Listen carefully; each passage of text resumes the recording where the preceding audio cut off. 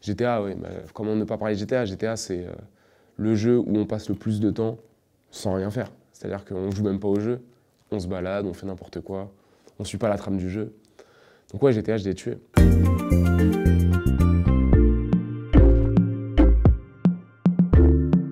Ouh là là, j'en ai lu trop, beaucoup trop.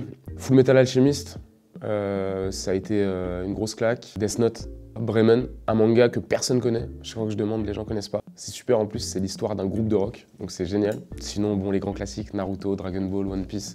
J'ai perdu toute ma collection de mangas parce que j'avais besoin d'oseille. Donc du coup, j'ai vendu tout ce que j'avais. J'avais une grosse collection de tout ce que j'aimais et j'essayais d'avoir tout en entier. Donc petit syndrome du collectionneur. Mais un jour, je me suis dit que je les avais déjà lus, que ça faisait longtemps que je les avais, qu'il fallait que je m'achète soit un instrument, soit du matos. Je suis triste un peu. Quand j'étais ado, j'écoutais à fond Nubi. J'ai beaucoup écouté Nubi.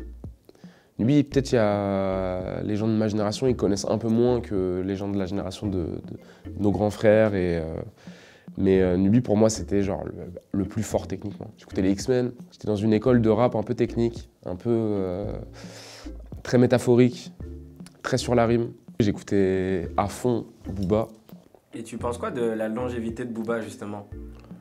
Bah, je pense qu'il a prouvé, à travers justement sa carrière et sa longévité, qu'il avait une manière de faire de la musique qui était encore et toujours contemporaine.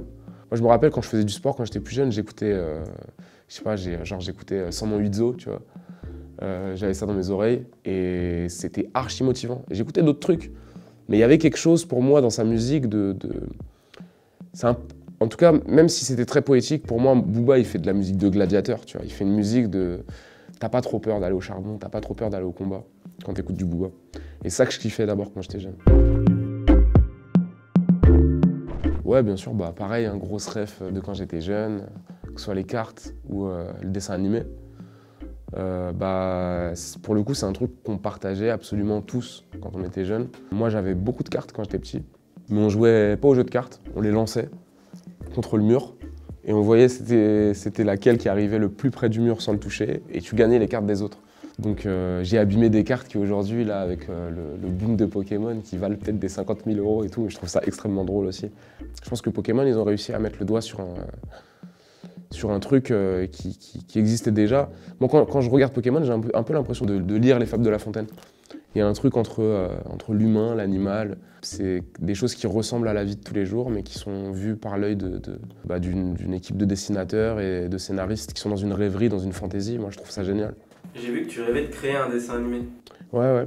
J'y travaille. Ça fait des années que je travaille dessus. C'est pas de tout repos de monter un vrai projet de dessin animé, mais j'ai plein de bonnes idées et je pense que je le ferai. Ouais. Je pense que c'est quelque chose qui va naître à un moment.